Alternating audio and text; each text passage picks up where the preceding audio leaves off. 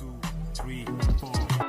We get live right now, man. It's going down. Excited for the season. You know, we coming off a playoff win.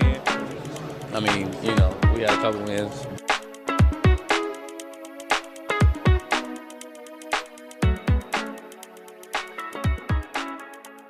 Good evening, ladies and gentlemen, to another edition of Dear Diaries, Milwaukee Bucks podcast brought to you by us here, the staff at Brew Hoop.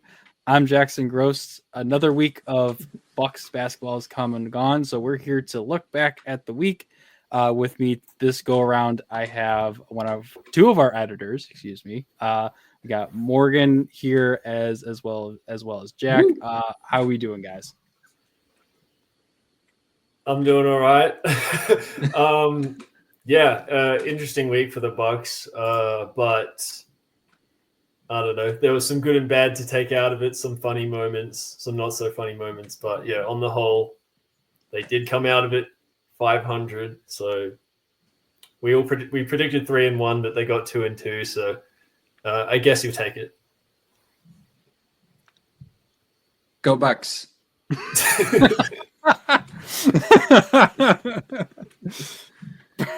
Perfect. I've been doing okay. Thank you very much for asking. I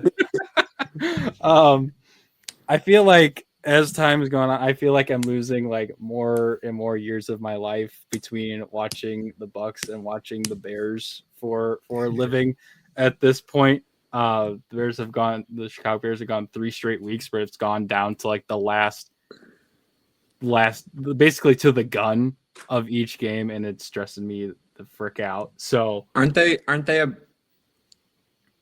relative to expectations doing well? They are exceeding expectations. They're first in the division. So let's go. Turn that frown upside down. I'm excited. Don't get me wrong, but I would prefer to like where, you know, I only see upward trajectory. As an Australian who knows nothing about the NFL, that assumes that they're better than the Packers, right? If they're in the same division. They are a half game ahead of the Packers because the Packers tied a game. Ah, okay. There you go. So, but it's just like I would prefer to win by like 7 or 10 points instead of like praying to God, even though I'm agnostic, for a game-winning field goal with 4 seconds left. But I digress. Let's get into the fun stuff. So this past week, the Bucks had a total of 4 games. A very busy week for the Milwaukee Bucks. They started it, I believe, on Monday as the second leg of a back-to-back. They went down to Dallas and played Cooper Flagg, number 1 overall pick. It looked bad, but they were able to thug it out and win 116-114. I believe Kyle Kuzma had some clutch moments in that one to help the Bucks pull that one out. And then Wednesday, no Giannis, in an attempt to play him in the back-to-back, which we'll get into in a second. Predictably, or I guess you would hope they would have won with no LaMelo Ball or Brandon Miller, but that was not the case, as they lost by 11 on the road to the Hornets. But it's okay, because they wanted Giannis to be ready for the most important game of the season so far, the second game of the NBA Cup group play. We played the Hornets on Friday in Milwaukee. They went to overtime, which I found out point differential does not count for overtime games. So if you tie at the end of regulation, it's a 0. Point differential doesn't matter when you win all of your group stage games. But I guess, yeah, that's true. This is true. How many group stage games have they lost ever? Big old goose egg. 0. But a 18-5 overtime had them win by 13 points, 147-134.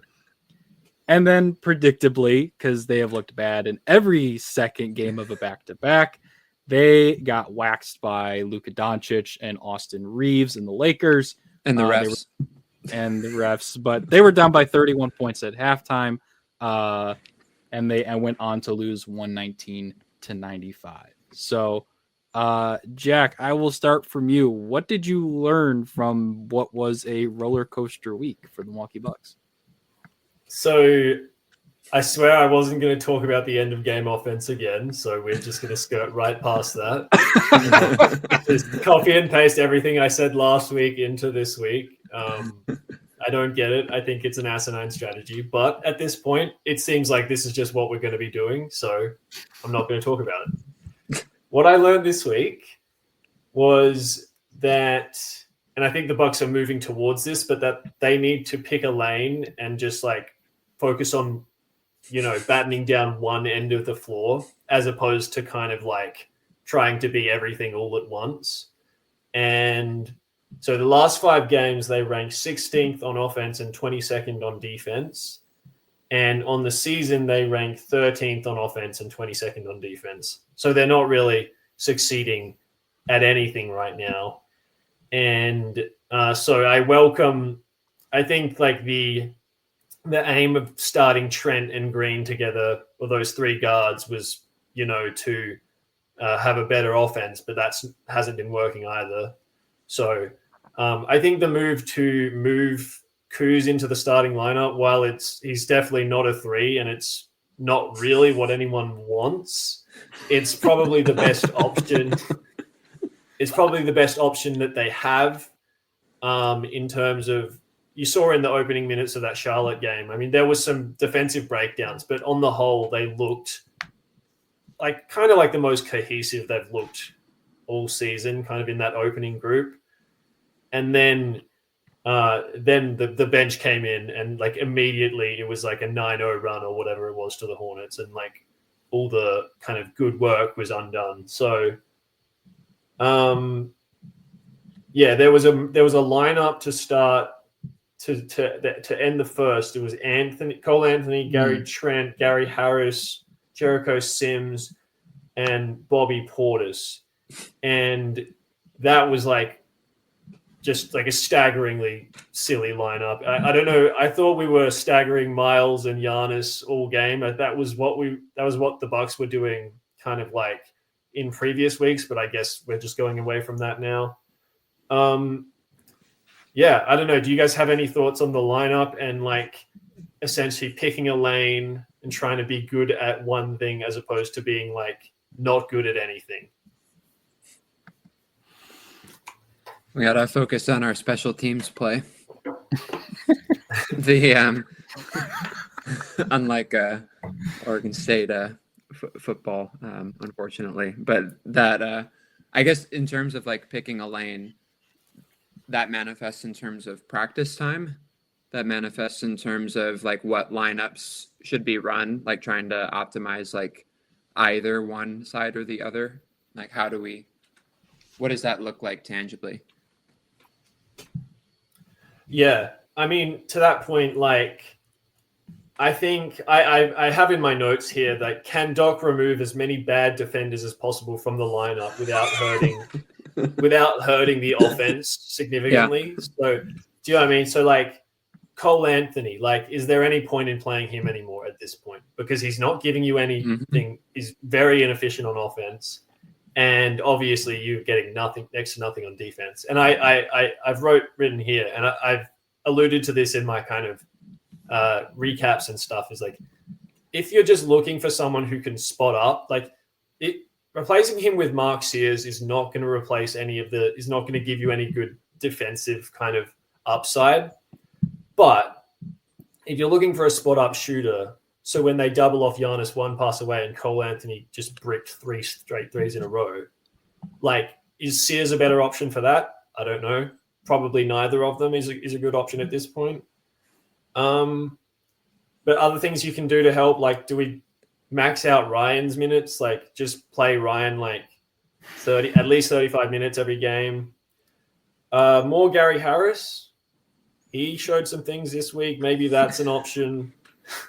Gary Trent is a funny one. I think I'm not saying pull the pin on him, but I think he might be he's kind of a game to game. Like, you got to monitor how he's playing, because he was okay against the Lakers, but against the Hornets, he didn't look like he had it at all, and he didn't look like overly engaged. So I think he's a interesting one. And yeah, I have here, are the Sims stretches necessary? Like he's kind of playing like a 3-minute stretch at the end of like the first and the third quarter, I want to say. Mhm. So like, can we just give those 3 minutes, go straight to the like that end of the first quarter stretch? Like Sims was kind of just there, and it's like they went to Giannis at the start of the second. So do we just move Giannis's shift up into that kind of late first quarter segment? So yeah, the point is just like guys need to be giving you something on one, tangibly giving you something on one end of the court or another. And if it's guys like Cole Anthony, you're not getting anything from on either end, then it's like, what is the point? So I just think they need to look at the lineups.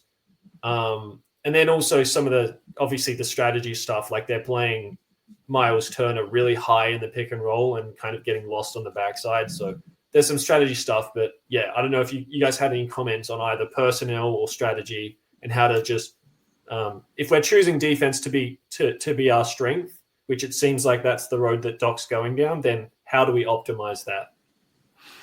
Yeah. If we want to go like bigger picture, how to maximize that, that probably involves getting rid of Bobby Portis at some point once he becomes trade eligible. We want to go bigger picture. As for the team itself, right, as it stands, I think it's sometimes it's so hard to tell. Like Gary Harris or not? Oh yeah, Gary Harris. But I was more meaning Gary Trent. We got the Gary squared now. Gary Squarey.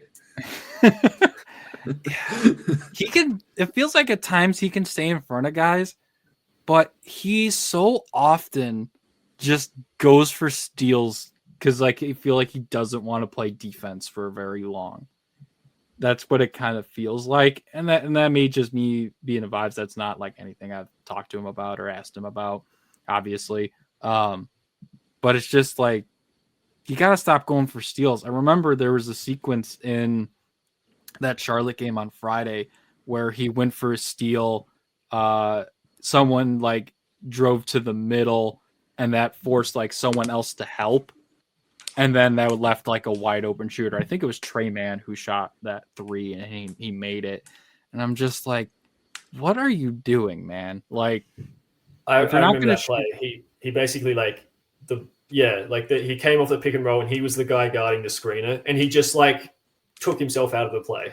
yeah, it's just like what are we doing? And then yeah, Saturday that pick and roll defense was putrid against DeAndre Ayton and Jackson Hayes. Like those guys combined for 30 points. Like if we're letting DeAndre Ayton and Jackson Hayes combine for 30 points in a game, there's significant issues. And I felt like at times, yeah, I agree.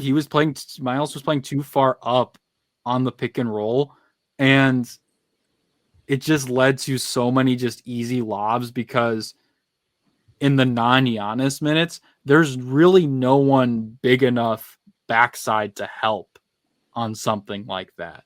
So I think if you're going to get to the lineup portion of it, I think if you are going to, I think you need to continue to stagger, but at least in terms of leaping ability, if you're going to have Miles play so high up, have Jericho Sims be that sub 4 Giannis and just have him like play help side on every pick and roll.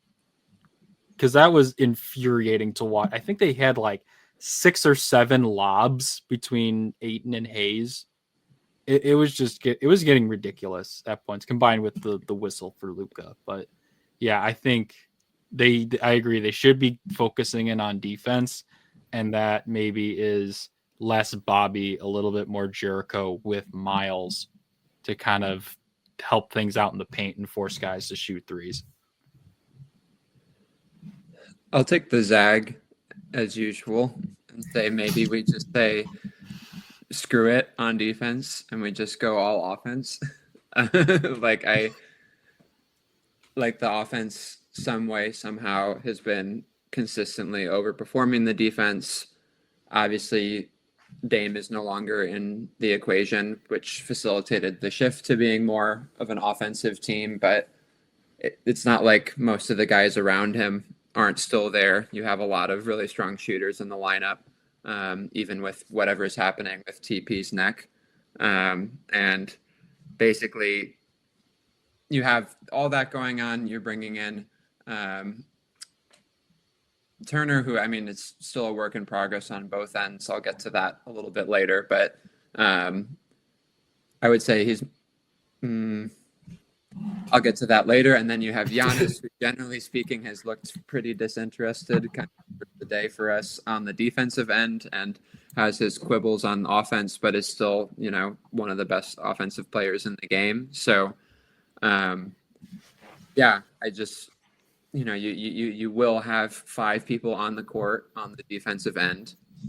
The offense on the other team will have to at least like matador their way around those folks. So at least we're not offering nothing, but maybe the option is that we just commit to double down on the strength that we've been seeing thus far, make sure that we have shooters in there to surround Giannis, even if we end up playing like Gary Trent at the 4.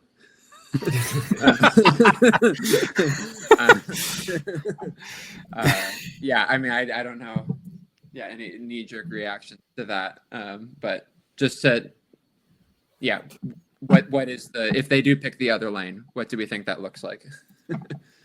Yeah, it's interesting because my read on the Bucks in the Giannis era is that they are much better prioritizing defense than offense, because I don't view, it's funny, like I don't view Giannis the same way that I view Jokic, in a sense where it's like Jokic is like this supercomputer where like if he catches it with an advantage, he's going to know where the shooter is immediately. And he just like, he's able to kind of like be the leader of an offense and make every right decision. Whereas I think Giannis is dominant in a different way, but I don't view him in that same vein. And I think that you can basically try to succeed scoring a bit ugly on offense, just playing through Giannis and his brute strength, and then try and focus your efforts on getting stops. Because it felt like that was what succeeded with the Drew Brook Lopez Bucks, you know, the Bud Bucks back in the day. They weren't... Who are known to still be on the Bucks. No, but that's what I'm saying. But like that prototype worked better than like they were so good on defense that they actually scored heaps in transition and like they had, you know, mismatches coming up the floor because they would get the rebound without taking it out of the net and stuff. And I've always felt like that. Yeah, take a drink every time Jack mentions good defense turning into good offense. I think that you're confounding like the Bucks, like you're confounding it with like Brook as well as Bud. Like I feel like that was like a big chunk of our like defensive solidity that like a weak side Giannis isn't giving you the same on his own. Yeah, I don't know. I don't think Giannis is capable of commandeering like a top 5 offense. And I think like it's, I don't know, my preference is that they go defensive and just try and get stops and try and score the best they can on offense. But it's just my read on it. And I feel like the best version of the Bucks succeeds that way, but I don't know, Jackson, do you have any thoughts?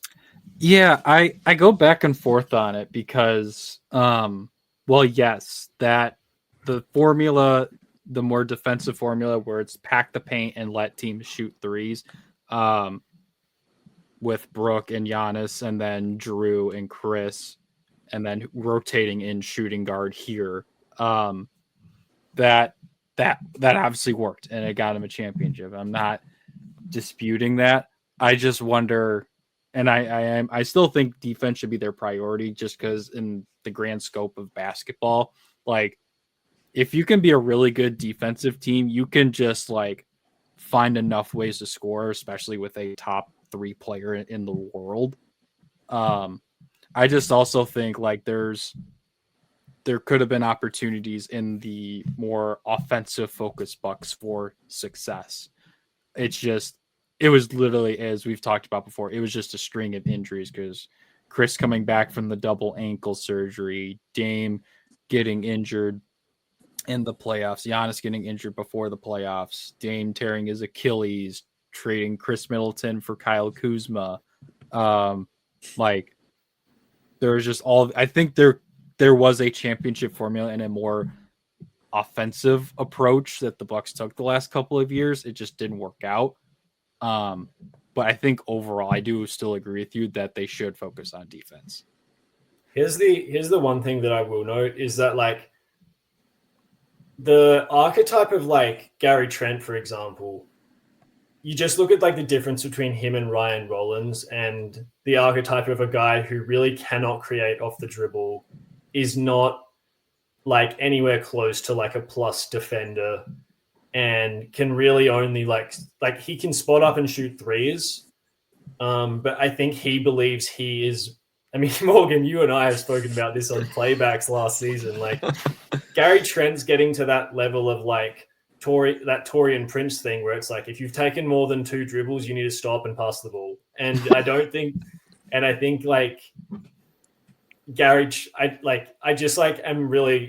think I'm souring a bit on his archetype as a player. And so I guess my point is like, replacing him with Kuz is like, I don't even know if it's that much of a downgrade offensively at this point, because I'm just down on now. If you like, I'm down on Gary Trent as an archetype. But now if you replace like Gary Trent with, like theoretically just like insert Trey Murphy type in there, then that's like, okay, like maybe you could do what you're saying, Morgan, and have like the offense could succeed. But I guess I don't even see like an avenue for the offense to be like sort of top 10, even if they do go full offense and sacrifice defense. Whereas I just think Kuz is basically the same or better at this point with what Trent is giving them. And so I don't know. I think the kind of like tide is trending in the defensive direction anyway. But yeah.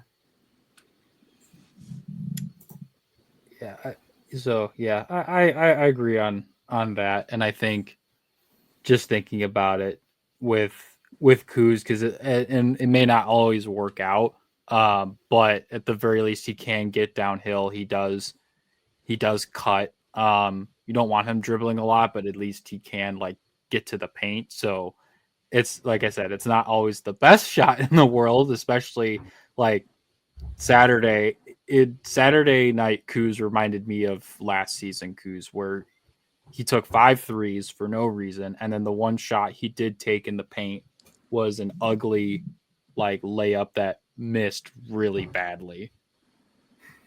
Yeah. I mean, sorry, you go, Morgan. Yeah, I don't mind him taking open threes. Maybe not that many, given the other shooters on the roster.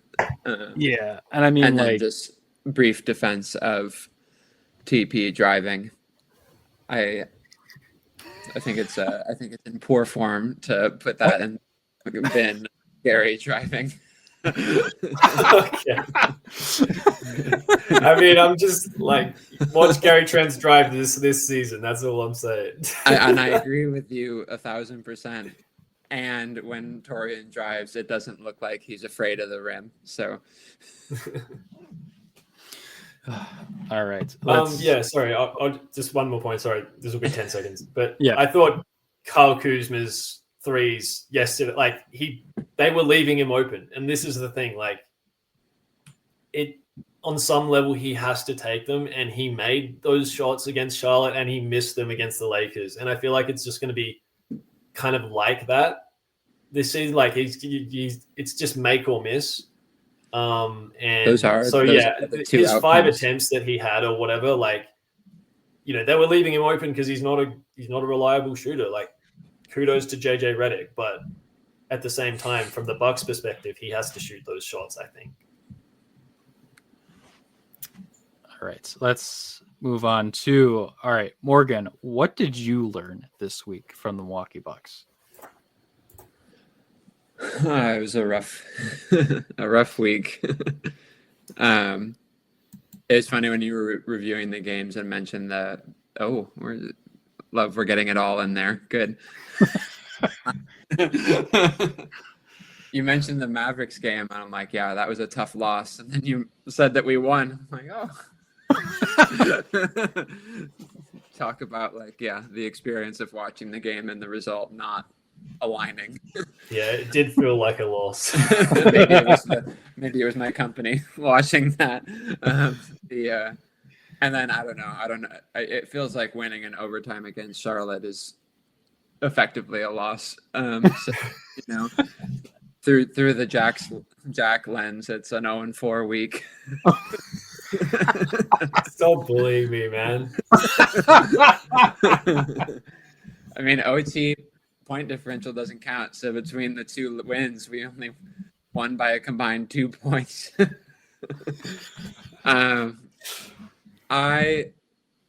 So amidst the suffering, I think it's important to remember that we have not always been suffering. We started off the season better than we could have expected. We beat the Knicks. We beat another team that was good. And I remember. Golden State. Oh, okay, good. It's stretching it maybe then, but a large market team that the assumed good. So I think that I don't know, we came out a bit ahead of our skis, and we have since been tumbling down the slope, and I don't think that either were finding the balance between those. We end up right now 8-6, which a little bit over 500 seems reasonable. It seems in line with most of our preseason expectations. This isn't a world-beating team. We're hoping to get a good playoff spot and then see if Giannis can catch fire in the playoffs. That's all. But so as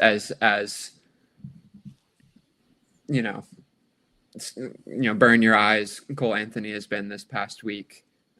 We can also remember that Ryan Rollins is suddenly a baller, and Kyle Kuzma is now being capitalized by our own Mitchell Maurer, which is you mentioned the Kyle and Chris trade, and I didn't even shudder. That trade had tears. And then even worse when he actually started playing, and all of a sudden the fact that we got a serviceable player out of that. Wow.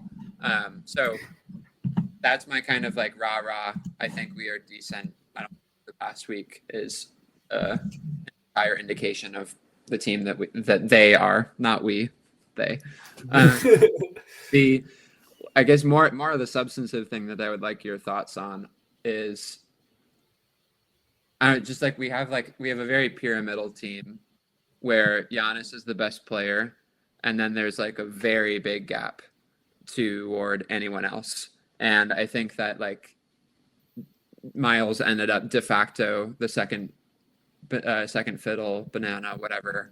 That was the case in our ranking the roster exercise. That's certainly he probably is the second best player, and we brought him in with the price tag that he commanded accordingly. But I wonder if in all the discourse about staggering Giannis and Turner minutes, which I have been for the most part a proponent of, I think that makes sense from a try and protect the rim perspective, but the results there haven't been great. And I feel like it's this mindset of we want to have one of our two best players on the floor at all times. And I think that is kind of a disservice to how good Giannis is, and it places higher expectations than Miles should have when he's on the floor. So in terms of what that looks like, I just wonder if it's more of kind of we commit to more of a by committee mentality where there is Giannis and then there's just everyone else. And we try when Giannis is not on the floor to have more better players in, not just the all bench, just screw it lineups, but have a Rollins in there alongside Turner, maybe, Gary or AJ, whoever is actually shooting that night, just to try and staunch the bleeding during those minutes, because I don't like Turner alone isn't going to give you that. And, lean into ugly when Giannis is out there. Don't necessarily, except for starters and at the end of games, give all of the firepower around him. Just because I don't know. To me, I think that would be truer to the distribution of talent on this team, that when Giannis is out there, that just raises our mean a lot higher, and we can have some of the lesser heralded players. Whereas when he's gone, that's like such a huge hit that we need everyone we can out there to be able to not tank those minutes.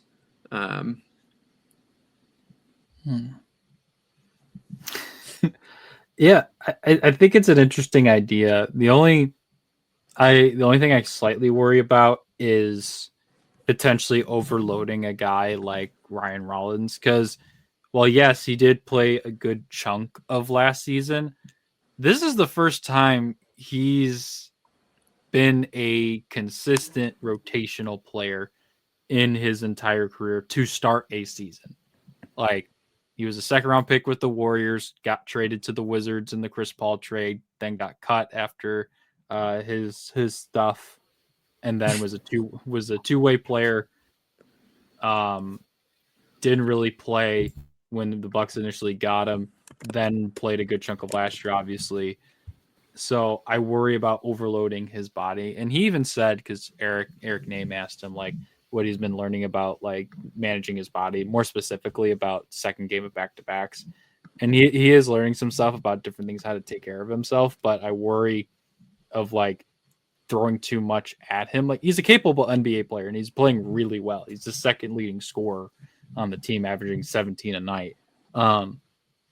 Yeah, I just worry about like overloading him. It's kind of like, to bring in another perspective or a different sport into the mix, it's like a rookie pitcher in baseball. You don't want to overload him with innings, because this is the most he would have pitched in like a year ever.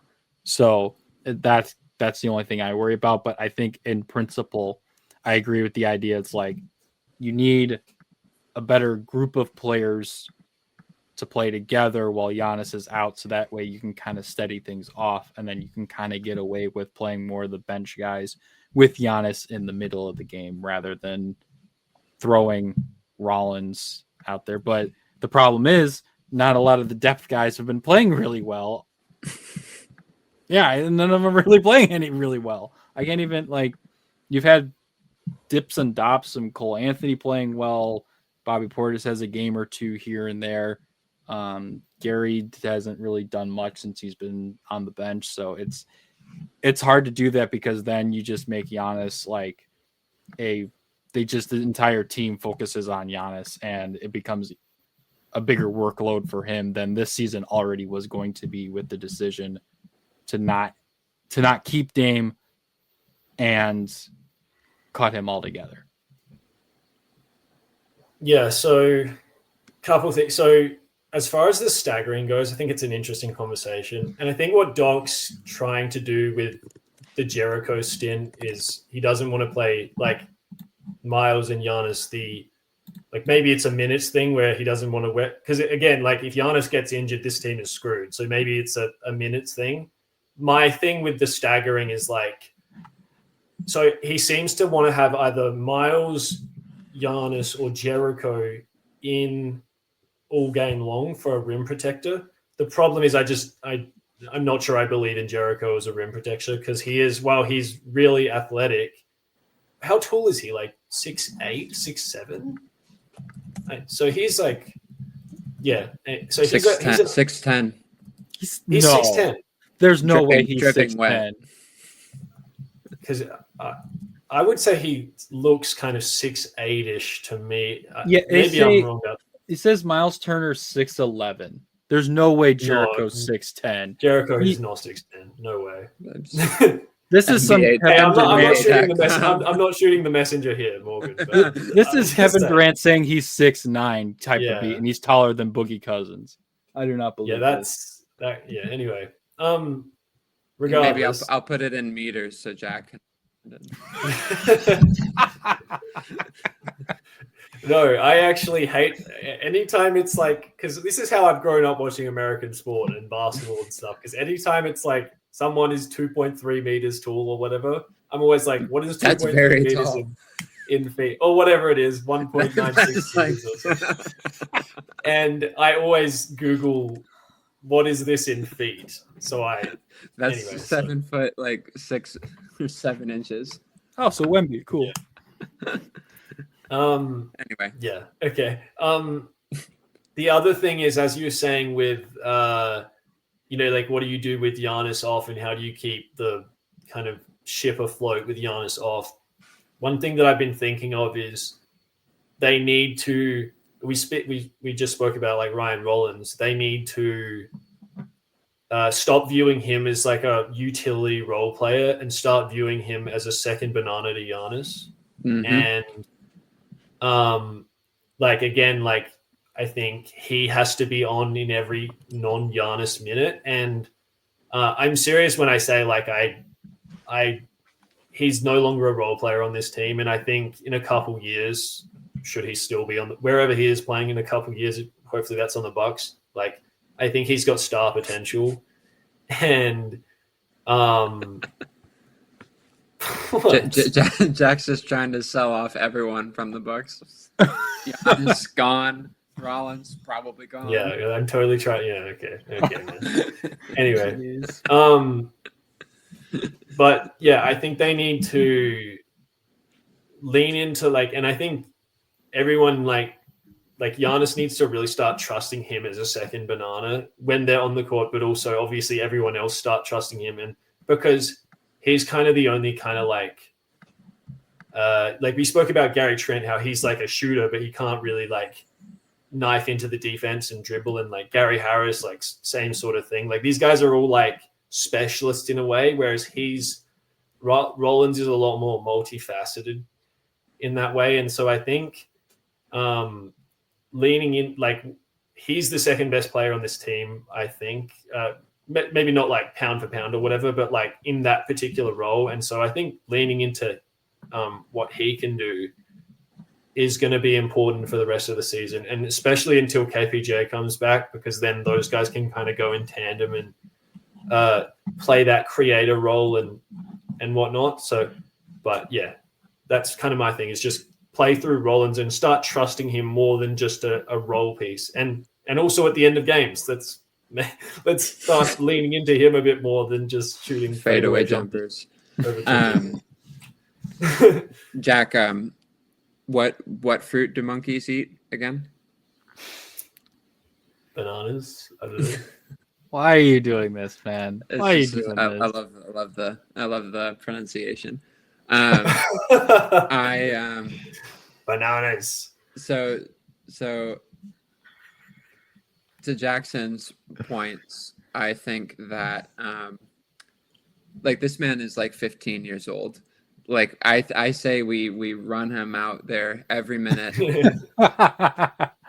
He's also only played like 100 minutes in his career. Like I want him learning on the job. I want more. I want more. Coming from someone who memorably on the preseason pod said that I didn't think he had any more room to grow. That was a real great take of mine. I think he actually does. I think it might a fun exercise, whether that's today or another day, is minute numbers on the team and whether we think they should be higher or lower or just right Goldilocks. Rollins is actually coming in second at 31. Giannis is up at 33 and Miles is at 29 and a half. 21. Sorry. And then so I do think, I don't know, there's he's getting the run, which is good to see. Obviously he's not defending the rim as much, but probably doing one of the best jobs at preventing people from getting close to the rim in the first place. So yeah, I'm here for Ryan as second banana. I reconsider general rotations, given that I think Giannis is still, Giannis is still head and shoulders better than anyone else on this team. But these minute numbers are pretty interesting. Not gonna lie. Yeah. Oh yeah, that is Kuzma's Yeah. 6. We got. I'll say So Gerber at 27, AJ at 27, Kuz at 26, TP, RIP 21, Bobby at 20. Yeah, honestly, Bobby at 8th on this list is and then Cole at 19, Gary down to at 10, and then it starts to get slim pickings. But yeah. Just And I do think, especially like you said with KPJ missing Jack, like obviously, like presumably he won't command the same level of minutes once KPJ returns, but like I hope at least close. Like it should still be. I'll be curious to see how that number changes when Porter Jr. gets back. Yeah, and just two tangents before I get to my thing. Just looking at this, like, I don't know if he's doing anything wrong, but like, why if all of a sudden, like, outside of the garbage time against the Lakers, like, why Amir Coffey is basically just fallen out of the rotation? Like, I get the understanding, like, maybe try out Gary Harris because he's a vet, and he has played really well. He's probably played better than Amir Coffey has, but that's something I just have not understood. It's like you basically made all this fuss and cut Tyler Smith, who I don't know if he would be an NBA player, but like you made all this fuss to like get him here and all these machinations to put him on the roster to then just like in the middle of the first 14 games of the season, like, nah, you're not in the rotation anymore. No. Don't worry, he'll like inexplicably start him for like a couple weeks in January, and then like he'll never play another minute again. I just realized he's getting the Andre Jackson Jr. treatment. Like it's just he plays for a while and then inexplicably, although Ajax was getting his defense was starting to fall off a little bit last year, but it just felt inexplicable at the time. It's like, why are you just not playing him anymore? Yeah. What was I going to say? Oh, the other tangent I thought about was like, what do you guys think like the lineup like looks like? Because I think on Thursday, Darvin Ham said that like KPJ was 2 weeks away from coming back, so it's in relatively short order. So at some point in December, we should be getting KPJ back, or the Bucks should be getting KPJ back. God, I got it. I got. Because for me, just have how things have transpired, I for sure keep Rollins in the starting lineup, but then you put AJ Green out there as your 3-point shooter with your 2 ball handling guards, or do you keep Kuzma out there as a screener and like another playmaker, I guess, in some capacity? Like, I don't know. That's just something I started to think about. Like, what are they going to do? Start 6 people and hope the refs don't notice. We need the help. I don't know. I don't know. I feel like the answer will kind of like they'll just know the answer the answer will present itself is what I'm trying to say. You know, like they will you know, whether Kuz plays well over the next 2 weeks, you know, like what does AJ look like? What does Trent look like? Yeah, I don't know. I'm not too much stressing over it because I just think they'll kind of work it out and the answer will be evident. So yeah. Yeah, I don't mind KPJ as like 6-man bench commander, for when Giannis isn't on the floor. But yeah, it's a good problem to have. Yes. I don't think you can take Rollins out at this point, but so it's between AJ, Gary, and Kuz. Yeah, finally a good problem for the Bucks to have instead of all the typical bad problems we're used to. After enough pontificating on my end, here's what I learned this week. The Bucks need to get like a good night's sleep. For whatever reason this year, they have looked absolutely awful in the second game of back-to-back. They lost by 28 to the Raptors. They snuck by the Mavericks, and then they lose by 24 to the Lakers. When the Lakers also had a back-to-back, and they had to travel from New Orleans to Milwaukee to get there. So not a great look. Shout out to Eric Name again. He asked basically everyone we talked to after Saturday's game about this, but and I put this in the extended. The Bucks' 3 worst shooting performances this season have all come in the second game of a back-to-back. They shot 43% against the Raptors, 45% against Dallas, and somehow cobbled together 40% shooting against the Lakers after the first half they were at 24%. And so, I don't know if it's just everyone's mattress is screwed up or what's going, how they're taking, how they're playing these things out. Or it's just maybe, I don't know, take care of business against the Hornets so you don't have to play an extra 5 minutes. Or, I don't know, don't let a 10-point lead slip away against the Rockets. Or maybe don't go down to the wire with the hospital Pacers. So, maybe that's it. Just taking care of business in the first game of the back-to-back so that way you're not gassed trying to play the Raptors, Mavericks, and Lakers.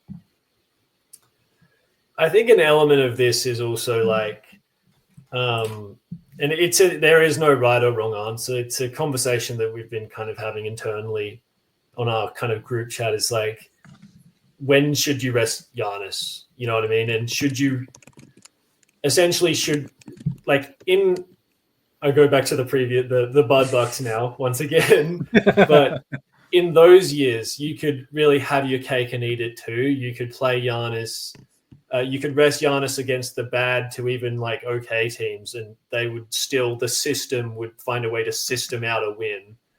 And then you could really let him loose against the league's best opponents.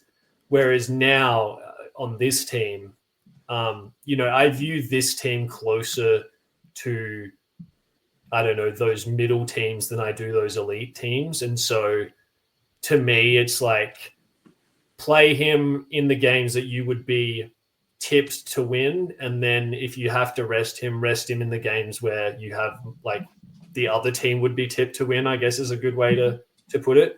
But again, there is no right or wrong answer. The Hornets might be to me, they look a lot better than they have in previous seasons, and they might be kind of a play-in team this season as opposed to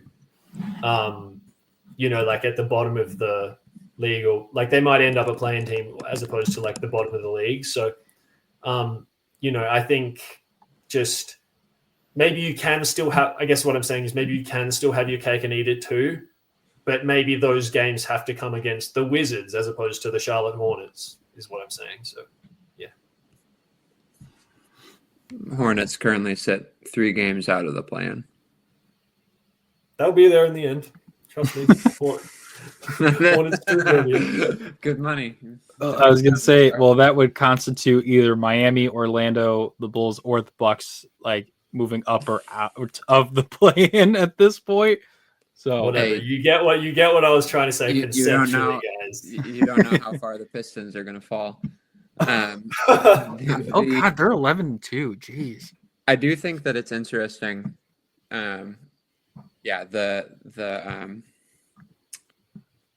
Let's see, the only win that we got in a Segababa coming after the Houston game, which was a matinee, so a little more time to recover. Also a game that, that should have been won. So maybe some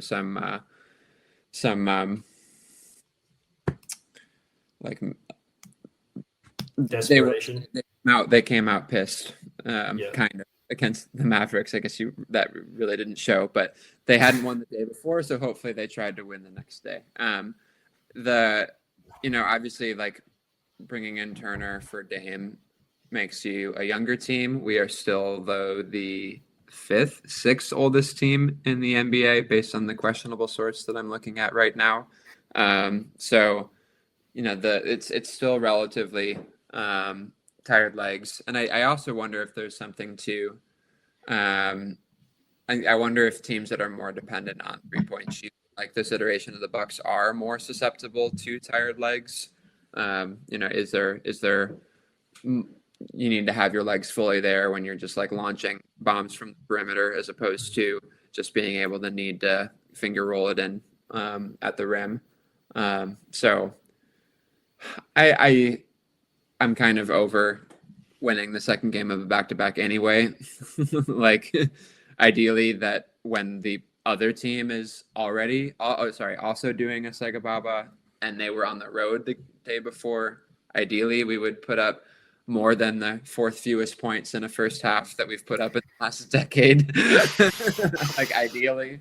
But I'd rather put more of my focus into beating teams like the Hornets midweek. And I think probably would have played Giannis, although with the double back-to-backs, with that giving Giannis 3 days rest in the middle with his knees, I see the vision. Yeah, and I think maybe they just wanted, like, as a statement, even without LeBron, to like beat the Lakers. Like, that's an important game, especially this early on in the season. So, but yeah, I see where you're coming from. All right. Now that we've looked back at the past, we should take a look ahead at the future. By the time you all are listening to this, it'll be Monday. The Bucks have 3 games this week, starting today with a their second game against the Cleveland Cavaliers. So they played the Raptors twice. Now they'll play the Cavaliers twice in the first month of the season. That'll be on the road, 6:00 tip from Rocket Arena. It should still be Quicken Loans Arena. Fight me on that. Then they'll have a couple of days off before they return home on Thursday to play Joel Embiid and the Philadelphia 76ers.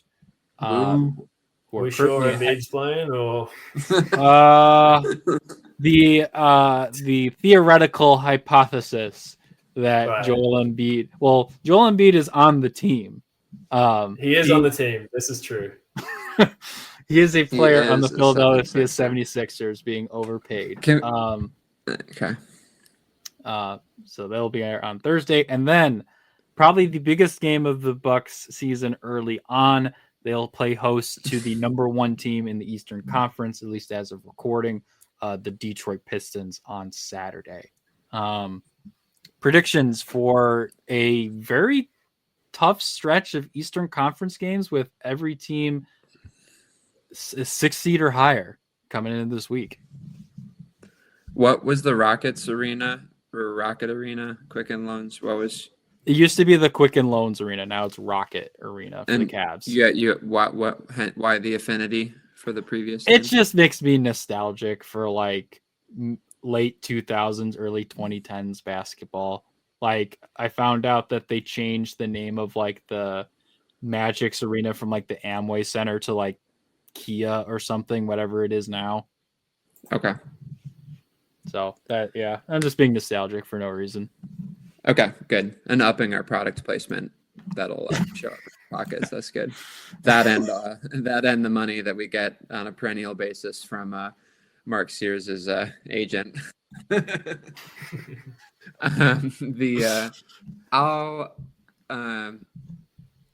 As we know, I evaluate teams on how good or bad they have been historically, which means I love it so much, man. you as if I've seen any of these teams play this year, except for Cavs, Bucks. So I'm gonna chalk up a loss to Cleveland, because although the Bucks ended up in a good fight with them the first time round, short history, but historically the Cavs have been good. And then you're not gonna catch me ever picking the Sixers over the Bucks. I think history does support me in that. So that's a That's a close your eyes, shut your ears, Bucks in 6 over the Sixers. And then you may think that the Pistons are good, but historically, that has not been the case. Even if I remember them like dominating the Bucks for the first decade of my existence. But I don't believe it. I don't think you should believe it. 9 wins in a row. Pish posh. I like the Bucks. So give me a 2-1 week, which seems really optimistic after the week of basketball that we just watched. But hey, those are both home games. They'll get up for the home games just like they did against Charlotte and LA. Yeah, Jackson will be there to make sure my predictions come true. Yeah, I'll go. Yeah, I don't think they're beating the Cavs. I do think they'll beat the Sixers and the Pistons. It's funny. With the lineup change with Kuzma starting, and I think they're starting to work. I think they worked some stuff out. They made some good progress in the Hornets game, both with what they were doing well and what they shouldn't do again with those those all bench lineups. I feel like this team is working some stuff out, and I believe the Pistons are somewhat banged up at the moment, and they actually nearly lost to the Washington Wizards. So I don't know. I think they're playing well on balance, but I think they're susceptible. Screw it. Just give me 2-1. I'm going to try and be an optimist, but I legitimately believe they're a good shot against the Pistons, and I want to believe they can. I just don't think the 76ers have the defensive infrastructure to kind of contain Giannis. Like, they're kind of tiny everywhere now, like playing those small guards with Maxey and DJ Edgecombe, and so they're playing a lot of 3-guard lineups, a la what the Bucks were doing to start the season. So, I have faith that Giannis can dominate the Sixers, and then let's eke out a win against the Pistons. And to your point about the Pistons being banged up, Bobby Klintman is out. He had an ankle injury and missed the game against the Pacers. Asur Thompson is out with an ankle. Duran and Cunningham are day-to-day. Jaden Ivey was out on the 14th. Tobias Harris was out on the 10th. It's the weight of history. And then Marcus Sasser was out on November 8th. So, yes, they are been pretty banged up. And then I wanted to take a look at the teams they've beaten. You know what? I'm also, you know what? I'm going to do it. I'm going to say a 3-0 week for the Bucks. I think they have such a bitter taste from being embarrassed by the Lakers on Saturday that they're going to want. First of all, they're going to want to show they can play better. A. B. They're going to want to get back on the Cavs. So I think there's that. And then again, with 2 days off, give me a W against the Sixers. Although I'm going to be very excited to see VJ Edgecombe play. He is.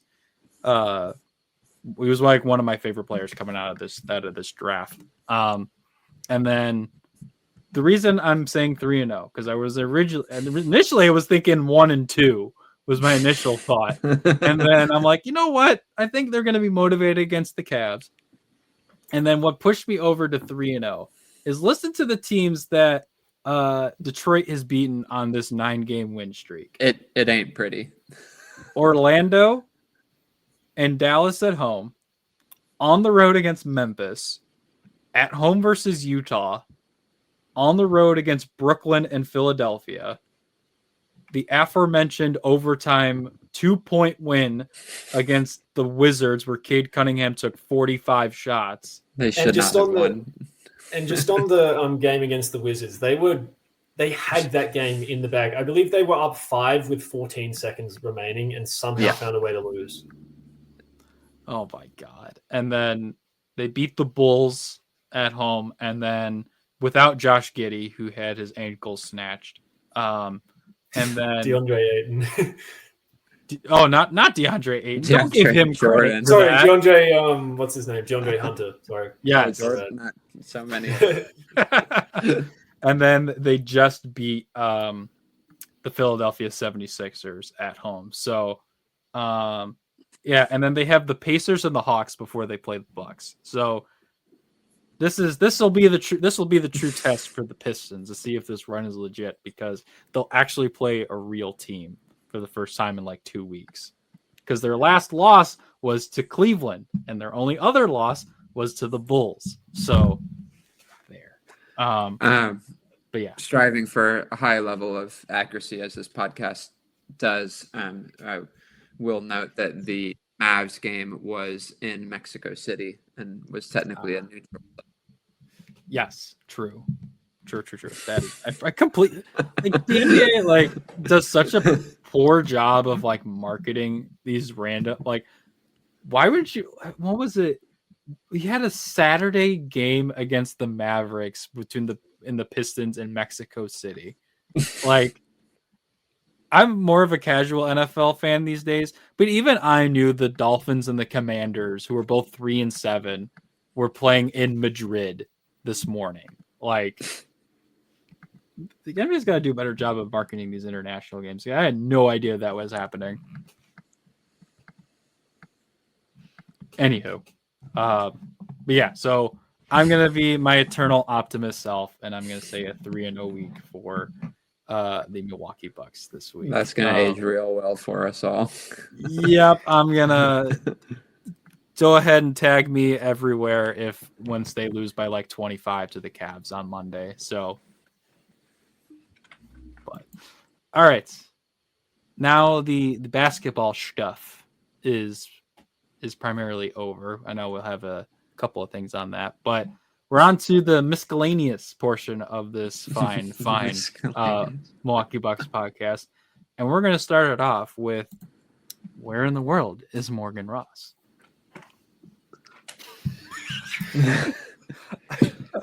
We are in Utah, not currently, but we were. Spent some good time in the outdoors in Utah. Would recommend. Flew into St. George, which is a place that exists in Utah. Good old retiree community. That was the base camp for hitting a couple Natty Park situations. So my dad and I spent a couple days in Bryce Canyon, couple days in Grand Staircase Escalante National Monument, and then briefly hit Zion on the way back, as well as everyone and their cousin. So highlights would be pretty. Just I don't know, like it's their big five. There's 5 national parks right next to each other in southern Utah, of all places, and it just is really, really good evidence that aliens exist. As far as I'm concerned, the Bryce Canyon has the densest concentration of hoodoos in the world. Hoodoos are kind of like these like rock spire pillars, and just really, really eerie. Had a good time doing a couple hikes there, and particularly enjoyed a very gamified experience where there were these little medallions kind of peppered through the park, that if you took selfies with enough of them, you were able to bring it to the visitor center for a prize. So my dad and I were able to catch them all, and then got our prize, which was a free sticker, which is fantastic.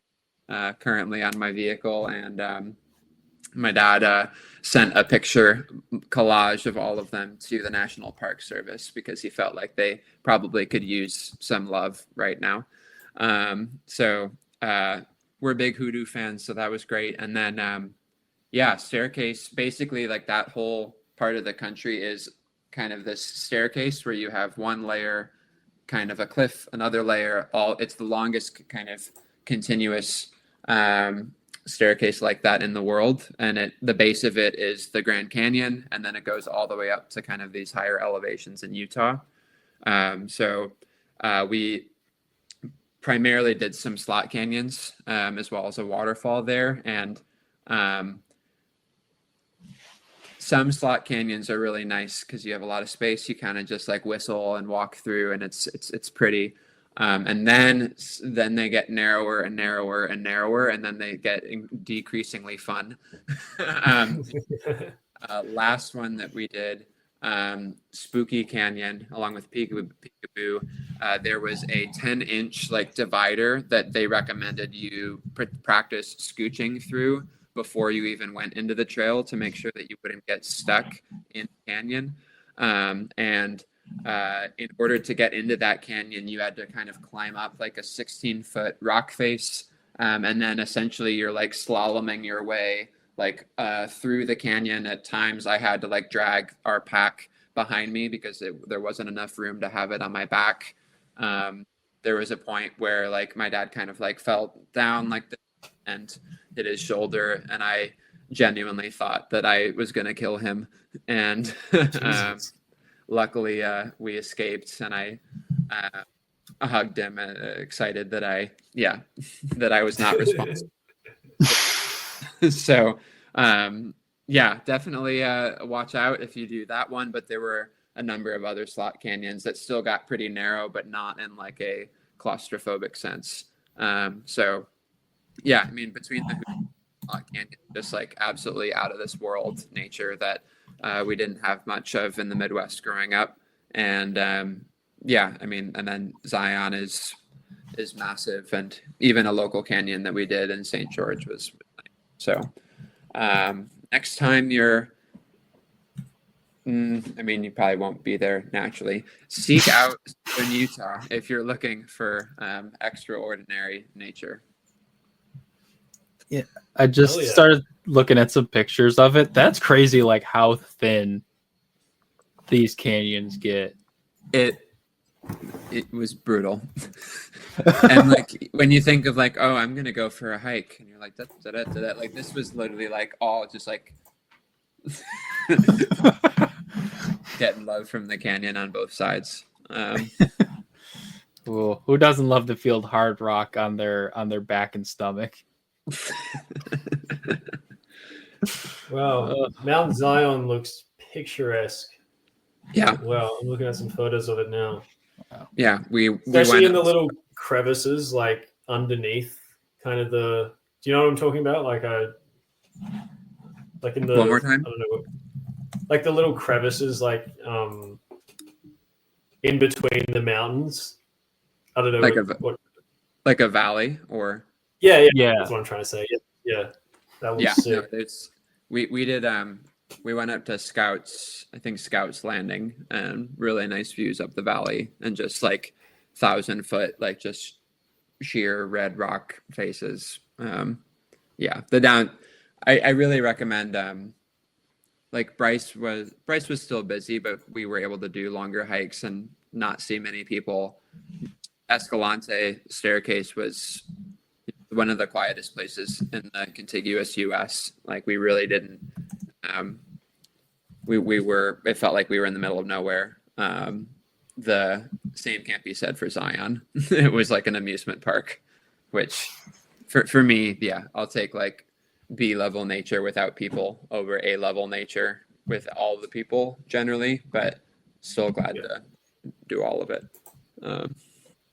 Wow, these are beautiful pictures. Like I'm just looking at some of the stuff 'cause I've never really like thought about going to Utah, so it's just like this is awesome. This is really cool. Yeah, but I mean, for you particularly, Jackson, the vegan offerings / gluten-free offerings were not plentiful. I think the biggest town we stayed in was like 1,000 people. Oh, jeez. St. George is like 100,000, and you're within spitting distance if you want to do a slightly longer day drive. But worth it. Yeah, I've gotten used to a little bit of like that level, like 1,000 people population. A couple months ago, I went to go see my girlfriend. She lives in Kansas, and that town is like 750 people. and like 500 of them are kids and elderly people. So it's, I got a little taste of it. Nice vegan taste.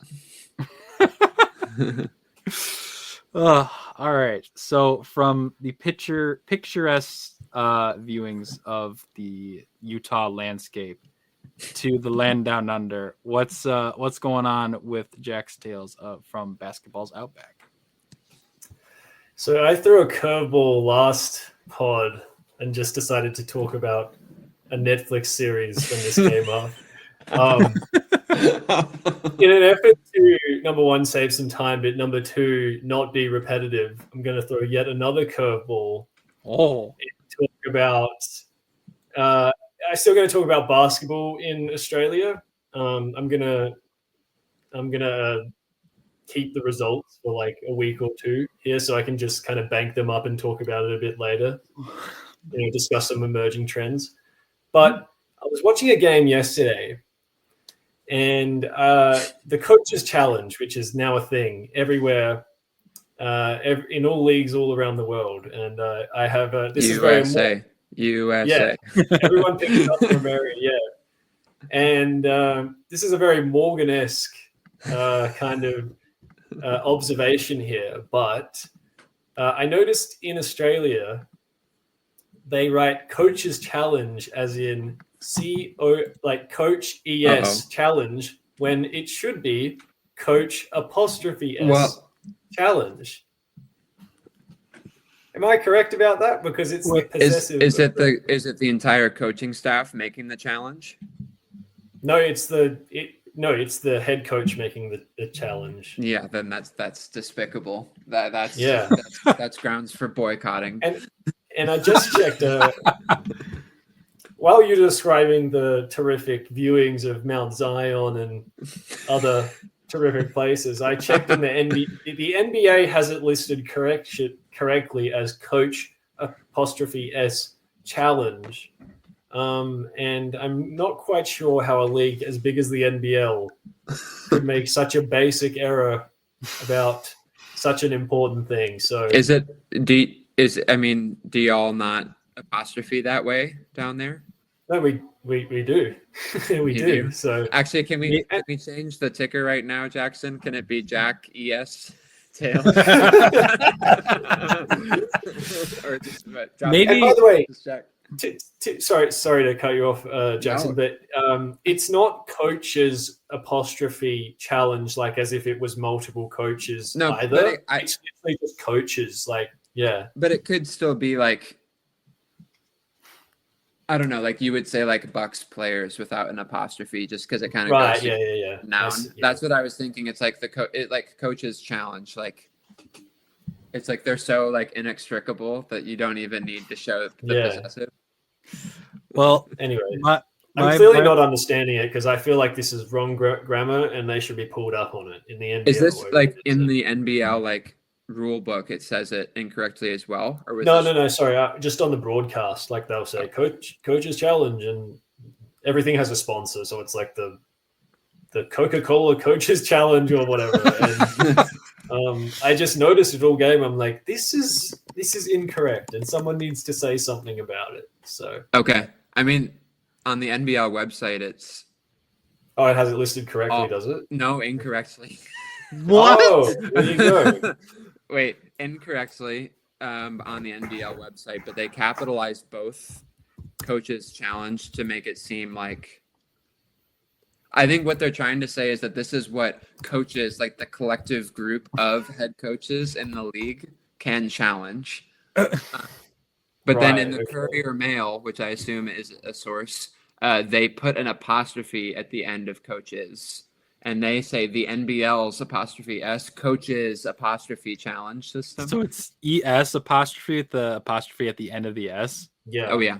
Which is more correct than Coaches without the apostrophe, right? Yes. But it seems like the NBL is like committing by capitalizing both to say that this is like, I don't know. Yeah. Like an official sort of, I kind of get, yeah. No, I was just gonna say I'll take the optimist point of view again and say they want to give some love to the video staff, and they are part of the coaching staff, so it's the coaches. So it's including the video staff that helps the head coach decide whether to challenge or not. Yeah. Which Anyway, I was watching a game yesterday, and I was like, you know what? I might bring this up on the podcast, but that's it.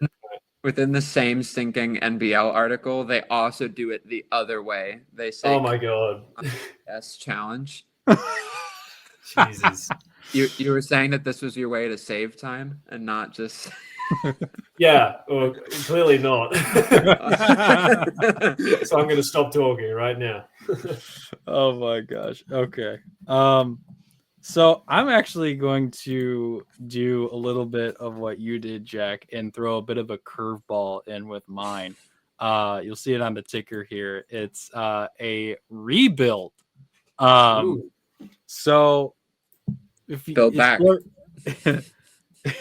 if you see a little bit my bed is a loft bed, and there's a bunch of different shelves and whatnot where I put a bunch of my Legos. Well, when I walk up this little ladder, the bed shakes. And there have been 3 Lego sets that have unfortunately met their untimely demise by falling off said shelves on said bed. I'm going to grab one and show you which ones I had to rebuild. I grabbed the one that took me the longest and it was the most frustrating. Give me 1 second.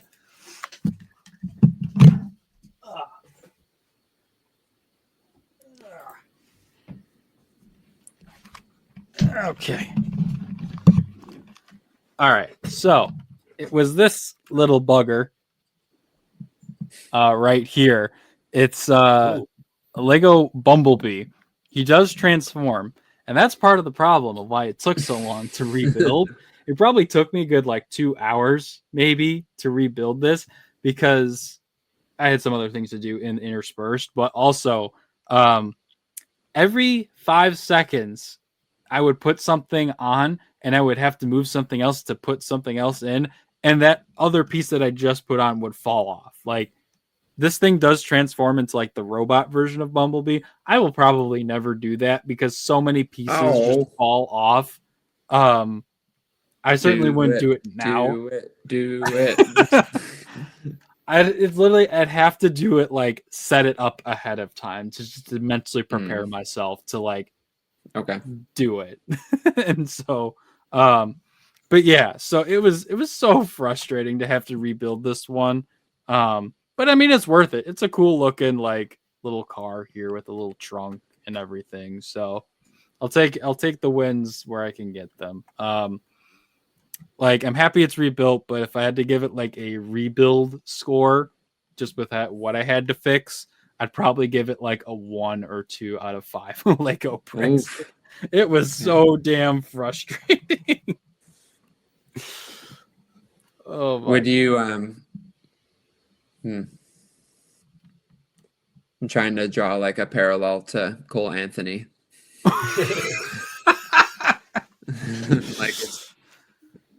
Well, that would imply that he's serviceable on one end of the floor.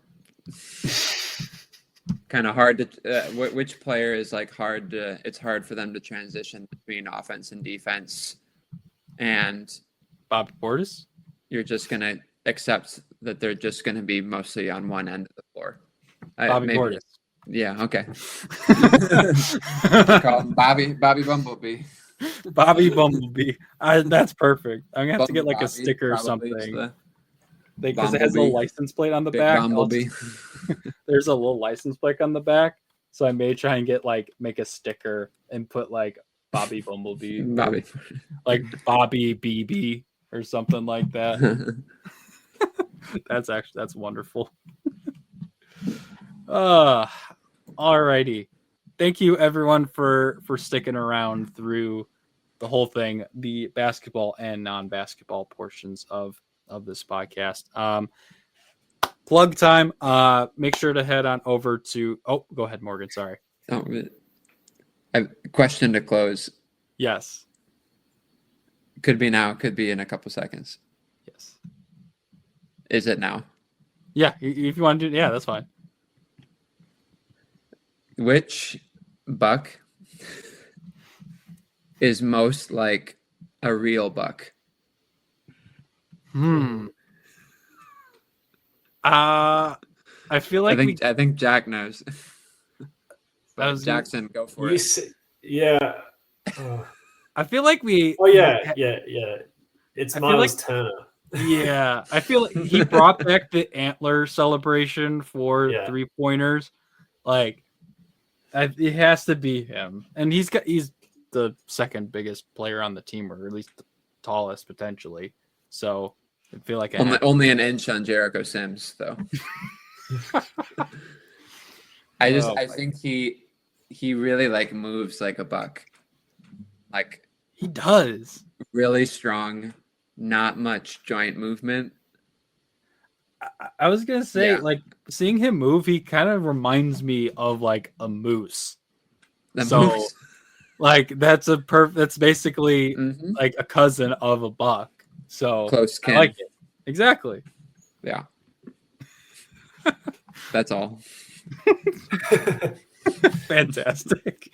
All right, back to plug time. Make sure to head on over to brewhoop.com. Read all our latest stuff. We should be having some. Obviously, we'll have game coverage. We'll have our game preview, rapid and extended recap for tonight's game against the Cleveland Cavaliers.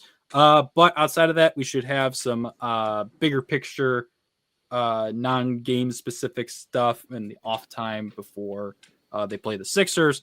I will be up in Milwaukee on Thursday and Saturday to see the Sixers and the Pistons. Should be an interesting time. Make sure to also head over to the YouTube page if you are listening on Spotify or Apple Podcasts.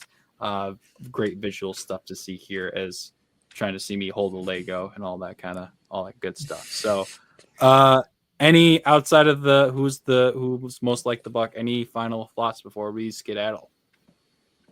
No.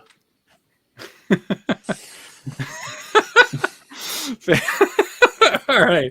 With all that said, have a wonderful day, all our wonderful listeners, and we will see you next week.